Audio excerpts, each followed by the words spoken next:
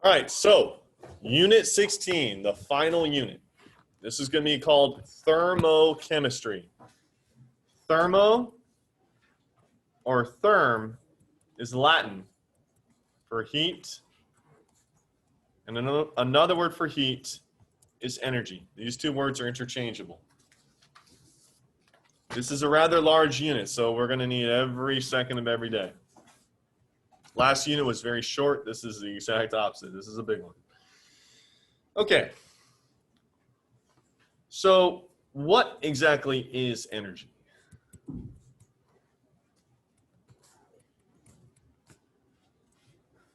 Here's your first vocab word. Energy is the ability to do work or produce heat. There's many different forms of energy. There's electrical energy, chemical energy, radiation energy, heat energy, mechanical energy. I don't know if I already said that. Lots of different forms. But generally, it exists in one of two forms.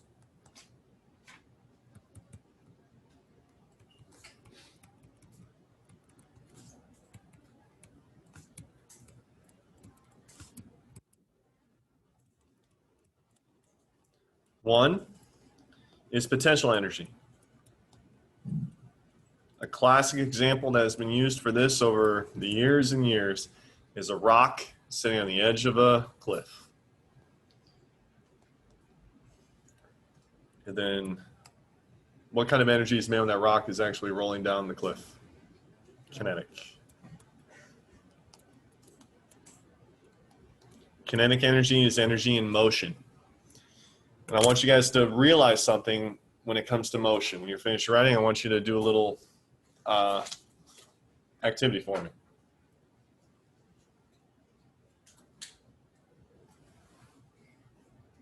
I want you to put your hands together.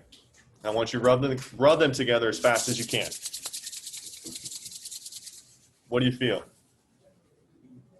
Heat. So generally when things move faster, things get hotter. And when things move slower, things get colder. So when people are like this, when it's really cold out, they're trying to rub their hands together to try to generate some heat. When you have really hot gas, particles are moving very fast. When you have very cold gas, particles move very slow. So a basic phenomenon is that kinetic energy and heat are directly correlated. This just basically means that an increase in kinetic energy results in an increase in heat.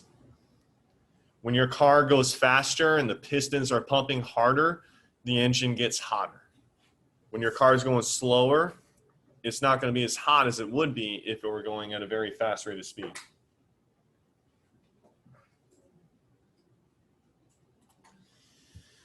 Okay, moving on. And this is going to get us to your second vocab term, the law of conservation of energy.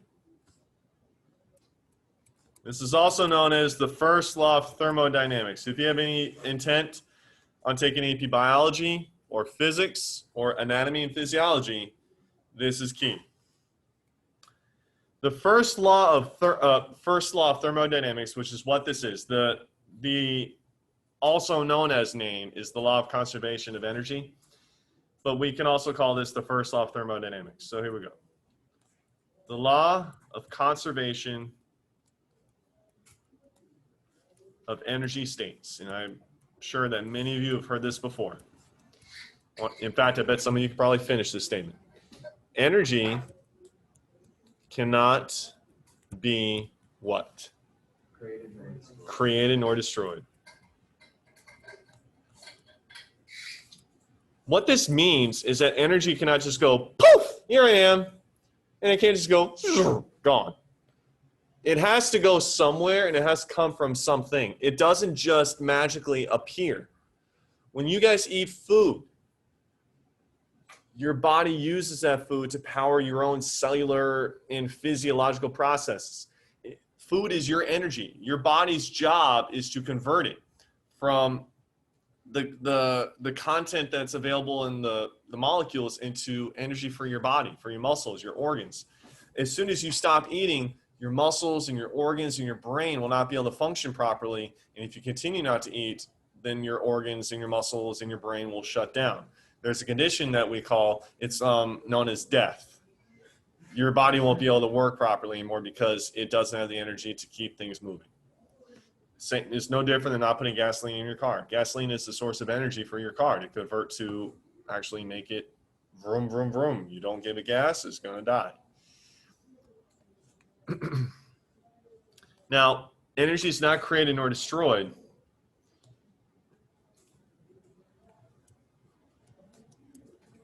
It is converted from form to form.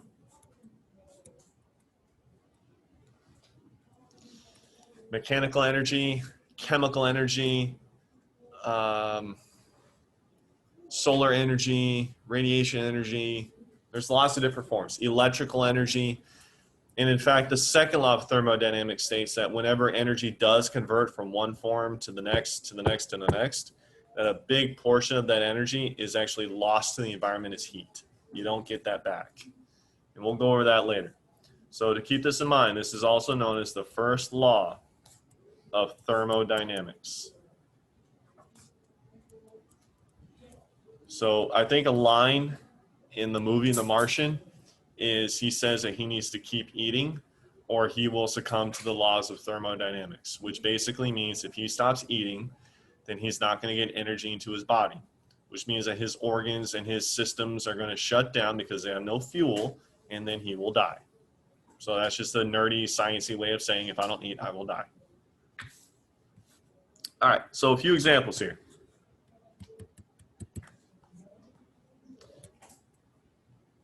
When water rushes through the turbines of a hydroelectric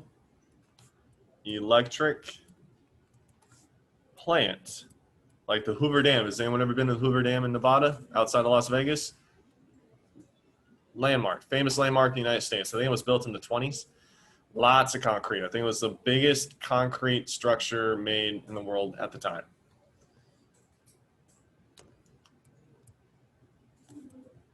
Some of the water's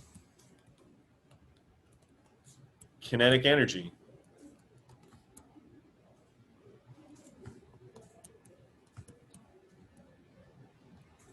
is converted to electrical energy. So there's two different forms. You have kinetic energy here, and then you have electrical energy there. And if you've ever been to the Hoover Dam, and maybe I can try to bring this up, I'll switch over. There are a tremendous amount of power lines that are leaving the Hoover Dam and going out to places like Las Vegas. So let's go to Google Maps here, and I'll actually show you guys what this looks like. So let's go to Google. All right, so let's type in Las Vegas. Sin City. Okay, so here's Vegas. It's in the middle of the desert. All the casinos, all hotels. If you zoom out a little bit, and I've been there once, and probably come out. This right here is Lake Mead. You can see that black area. Emma, can you turn off the light? This is Lake Mead. This is the Colorado River. You go a little further to the right, that's actually the Grand Canyon over here. All that, that's Grand Canyon. So if you ever want to go to Vegas, Grand Canyon is not too far away.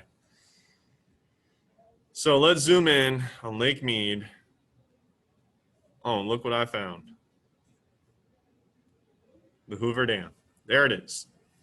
Now, you see all this water is coming towards the dam. And this water coming out, is the restricted water that's flowing out. But what the dam is actually serving as is a hydroelectric pump. The rushing water is going to pass through these turbines. Turbines will spin. What's spinning them? The water just rushed through it. And that spinning is kinetic energy. Then you have a device called the transformer. It does exactly what it sounds like. It transforms the kinetic energy from the spinning turbines into electric energy. And if I can look around here, here's all the transformers. All those. This is what's turning the actual kinetic energy into electrical energy. You can see the shadows of the power lines. And let's see if I can actually find some power lines that are going away from the dam. There should be some around here. Let's see.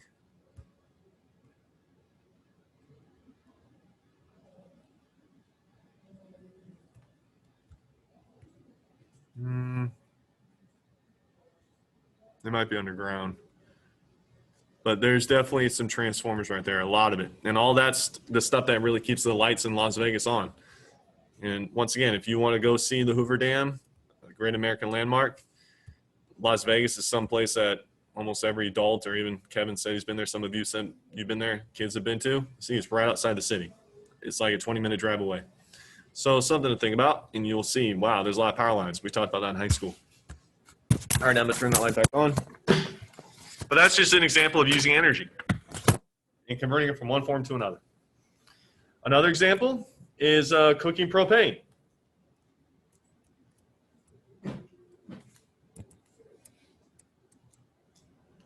It's already May. You got Memorial Day weekend in a few weeks.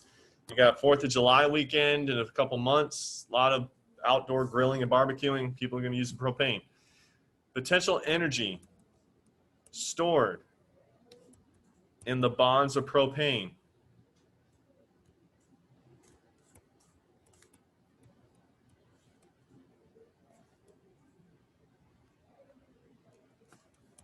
is given off as heat. So you have chemical energy being converted to thermal energy.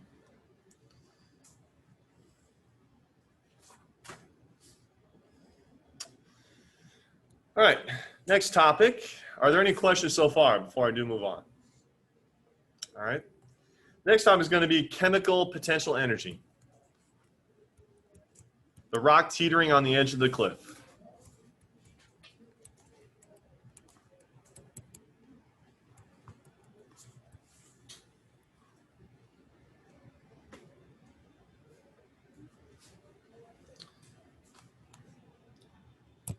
Another vocab term for you all, third one already. The energy that is stored in a substance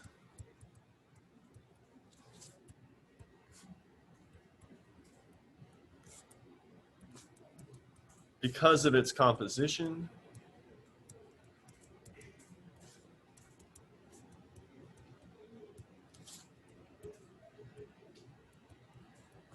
is called chemical potential energy. It's like the acorn that can become an oak tree. The potential is there. When it says energy stored, as I say, that's what potential means. It's there, you just have to access it. And in this case, you have to convert that potential energy into another form. If I hold this remote up here, there's potential for it to have kinetic energy. I'm going to drop it. If there's some way I could actually harness the energy that it created when it fell, that would be kinetic energy, and I could convert that to maybe electrical energy.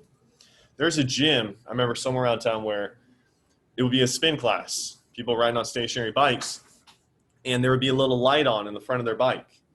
And you had the instructor in the front of the class, screaming, "Come on, guys, you can do it." You've seen the Peloton commercials. Well, this is a whole class, and everybody had the little light on their stationary bike. Whenever somebody got lazy and stopped pedaling, the light would dim. And you could clearly see that. So the trainer would say, "Hey, you're getting lazy. Come on, let's go. Get back in there." And the person, and just keep start pedaling some more. So that's a little way to convert the kinetic energy from pedaling into electrical energy to keep that little light on. All right, Now, let's get into heat. There's a lot of heat. In fact, that's what therm and thermochemistry stands for, heat.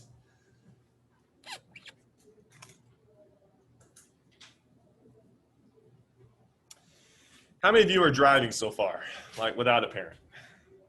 Okay. How many of you are paying for your own gas already? Really? All right. Well, gas right now is around $2.64 a gallon. And depending on the kind of car you have, you may spend $30 to more than $50 on a tank of gas. That's a lot of money you might use every week. Well, I'm about to tell you something that will show you just how inefficient a combustion engine is. And it may convince you to get something like a hybrid or a Tesla as that technology becomes better and better and better. Combustion engines are horrible when it comes to actual energy that is used, okay? So the principal component of gasoline is octane.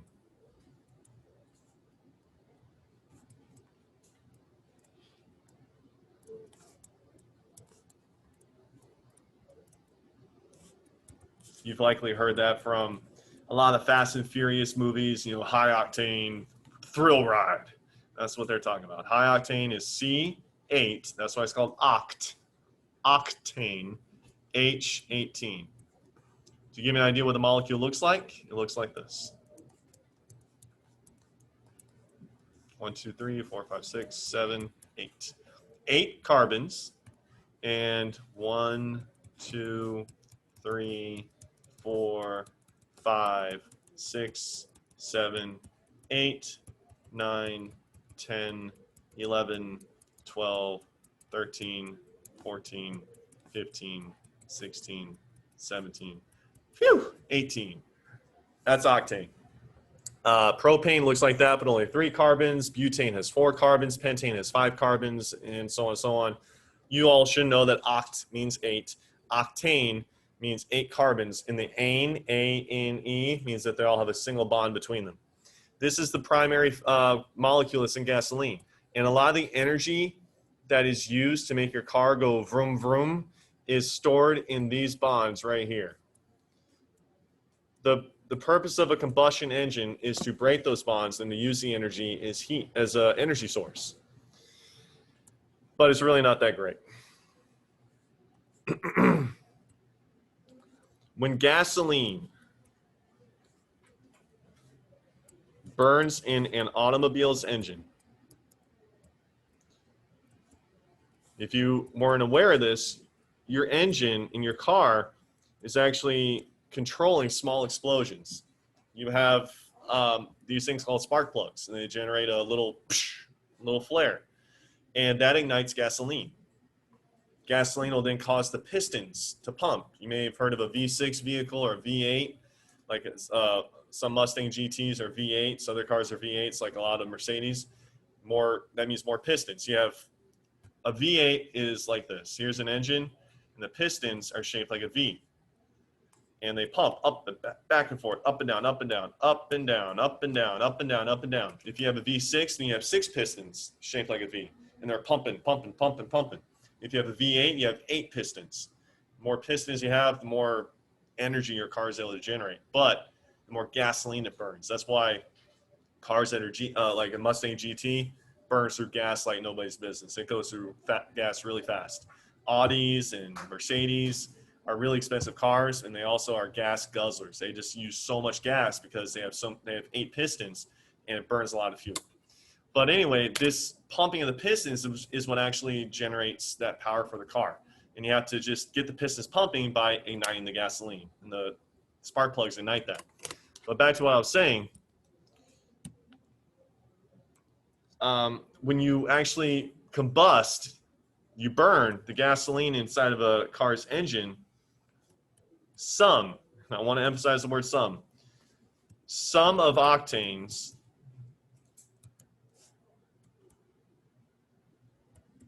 chemical potential energy is converted to the work of moving those pistons. So if you never knew about that V6, V8, I hope you just learned something. My car, I have a Mustang V6. When I go to get the oil change, they'll say, is it V6 or V8? I'm like, I got the cheap one. It's a V6. The expensive one is V8. But the problem with that is I would be probably filling up my gas tank twice a week because it just burns through gas if it's a V8.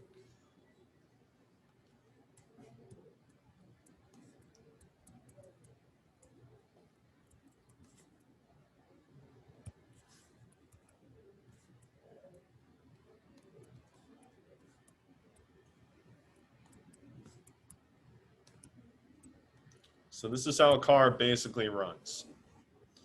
Here's the problem. I actually did math on this.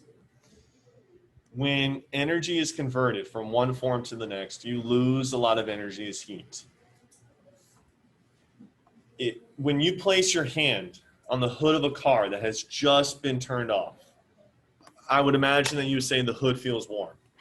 So would you say the car is absorbing heat, or is the car releasing heat if you touch it and it feels warm? This is really important for all of you to understand. It may sound simple enough, but your brain can get really crisscrossed. So one more time. When you touch the hood of a car and it feels hot to you, it feels hot to you. Imagine my podium is a car. I touch it. It feels hot. Is the car getting off heat, or is the car absorbing heat? Francis? It's releasing heat. It is releasing the heat. Here's why that happens.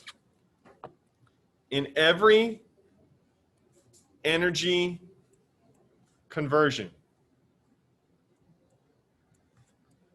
heat is released.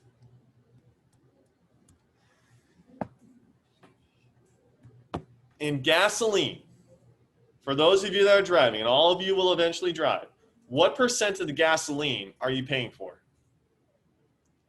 You are paying for 100%. You can't go to the cash register and say, I'd like to pay for 80% of the gasoline. No, all the gas you put in your car, you're paying for all of that gas. You're paying for 100% of it. You know what percent of it is actually doing something for you? 27%. So let me show you the math here. Typically, to fill up my gas tank, it's about $40. I pay $40 to fill up my tank. Well, 27% of 40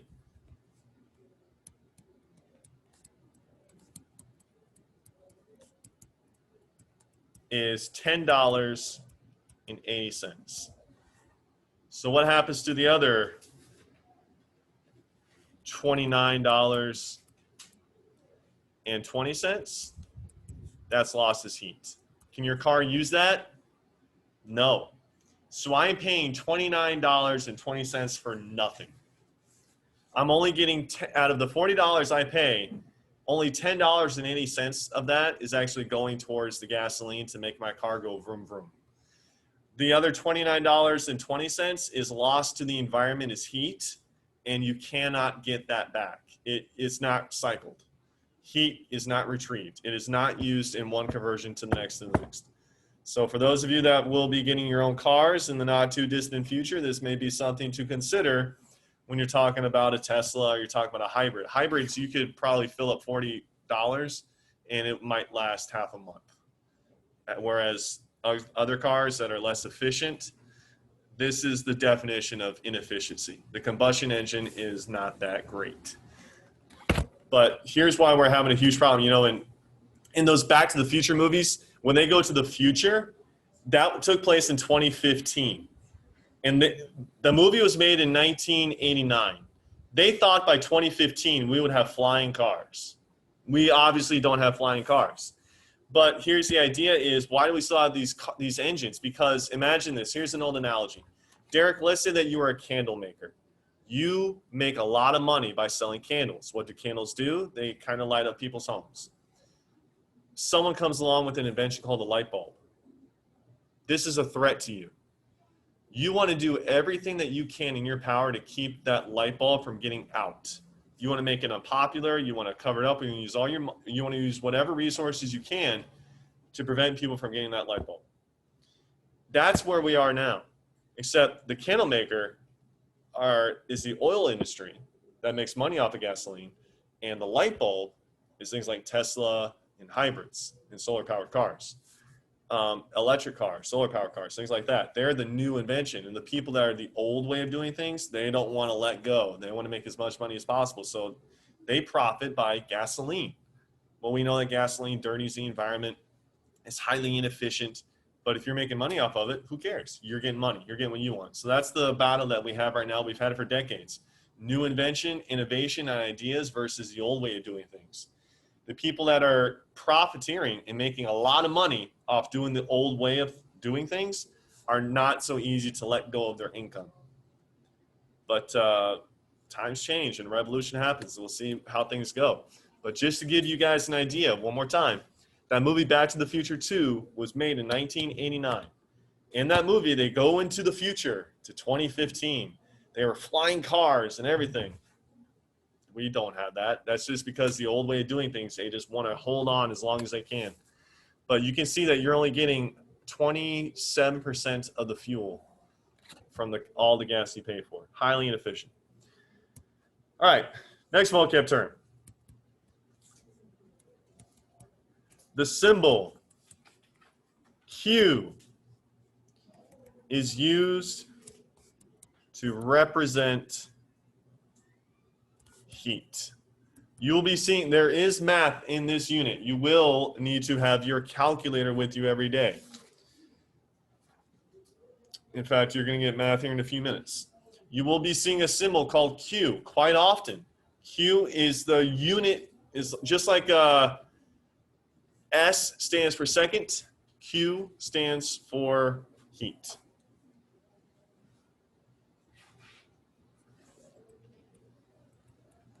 And heat is energy that is in the process of flowing. Oh boy, this is a big one. People mess this up every year. From a warmer object to a cooler object. Guys, I have been teaching chemistry for a while, and I am warning you, a lot of people mess this up.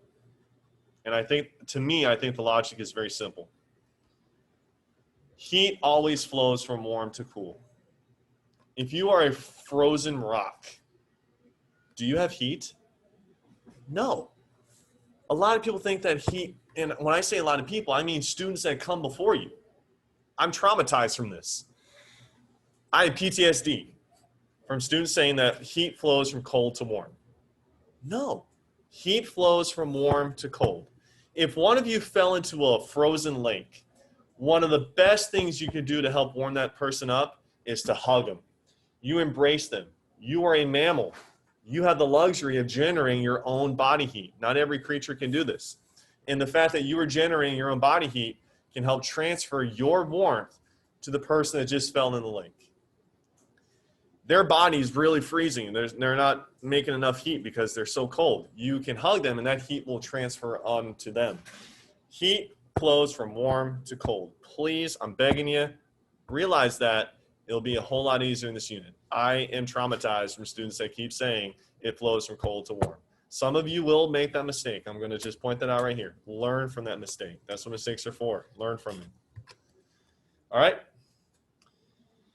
So let's make something abundantly clear to all of you. This may sound very simple, but trust me, it's not as simple as it seems because people get it wrong.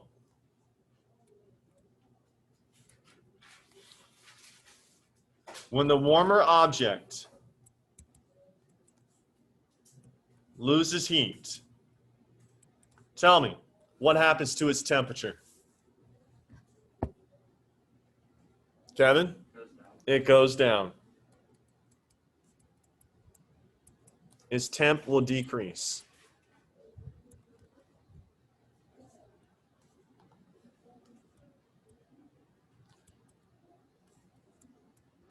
When the cooler object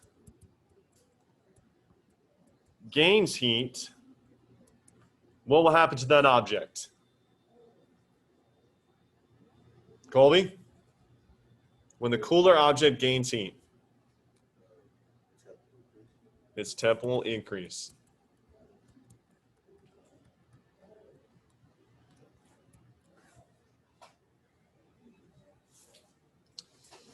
All right. You guys have to look at you have to look at a phenomenon where I kind of just call it the yin yang principle. If you didn't know about this, there's a religion called Taoism. They have this little symbol called the yin yang. I'm sure you've seen this symbol before, where it's like this completes that, or polar opposites. The Buccaneers won Super Bowl 55. In order for them to win, Kansas City had to lose. Max's mom gave him $35 for gas. In order for Max to receive $35, his mother had to lose $35. So you have to look at this from both sides. You can't just look at it from your own perspective. So what I'm getting at is I want you to imagine something as simple as an ice cube. I place an ice cube into water. This water is room temperature, about 72 degrees. What is colder right now, the liquid water or the ice cube, which is the frozen water? Class? The ice cube. Over time, what will happen to the temperature of the ice cube? Will it rise or fall? It will rise. Why is it rising? Which object is warmer? The water, the liquid water, or the solid water, the ice? So does heat flow from warm to cold or cold to warm? It flows from warm to cold. So which way is heat going to flow? From liquid water to solid water, or from solid water to liquid water here? From liquid to solid. That's right. And so heat is flowing into this ice cube from the water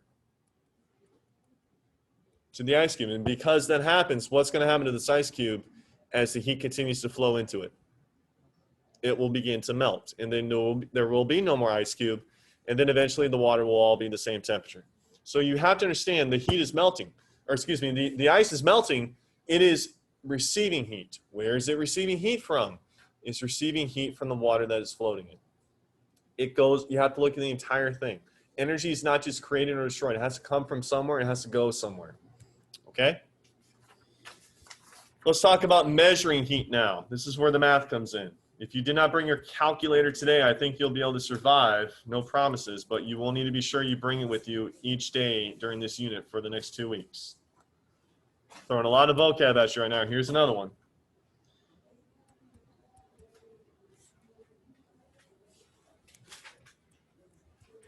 In the metric system, which is also called the SI system, it's French, Système International.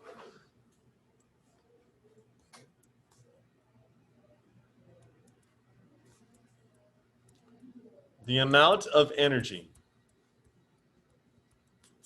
required to raise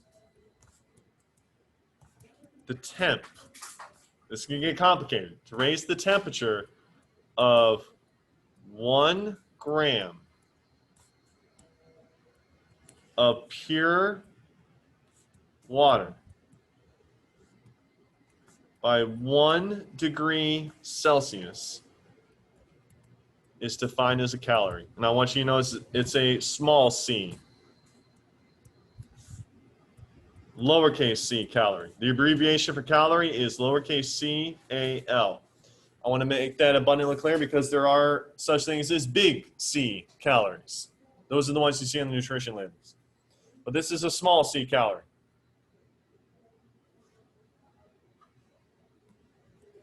So I want to make a note here. There is a difference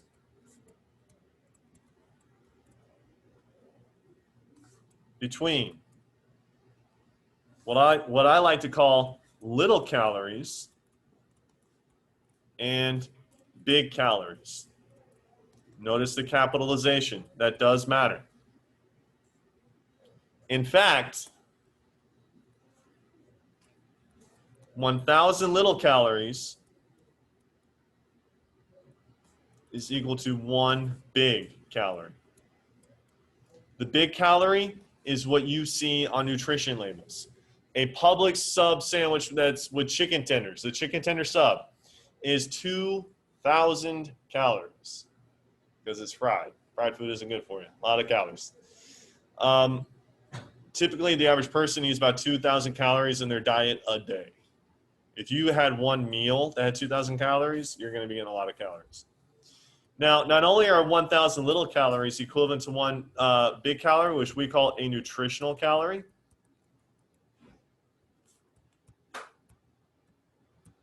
it's also the same thing as 1 kilocalorie. And you all should know, you are expected to know, that kilo means 1,000 of something. A kilogram is 1,000 grams. A kilometer is 1,000 meters. A kilocalorie is 1,000 calories. That's something you all are just expected to know by this point.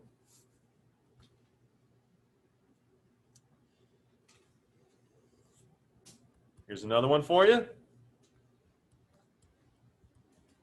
The SI unit of energy and heat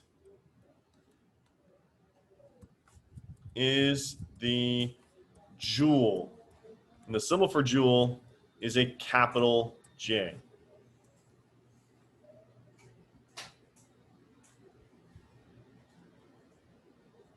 So I've already given you a lot of vocab. How many vocab terms have we done so far? 1, 2, 3, 4, 5, 6 so far. And you have your last vocab quiz this Friday.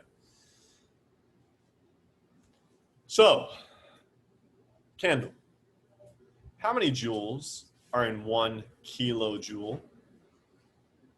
1,000. 1,000 joules is equal to 1 kilojoule. Now, I want you guys to pay attention. Capitalization, lowercase, is a big deal in chemistry. You do not capitalize something that is not capitalized, and you do not lowercase something that is not lowercase. Notice that kilo is a lowercase k, and joule is a capital J. That's not just my little style. That's how it's actually done. All right? This is known as a kilojoule. To finish off today's class, I am going to give you a set of conversions between calories and joules and kilocalories. What you really need to get from this, and this is where we'll start tomorrow's class with, so you were able to survive today without a calculator, but tomorrow you will need it, I assure you. You will need to do conversions between joules and calories, calories and joules, and here is the conversion.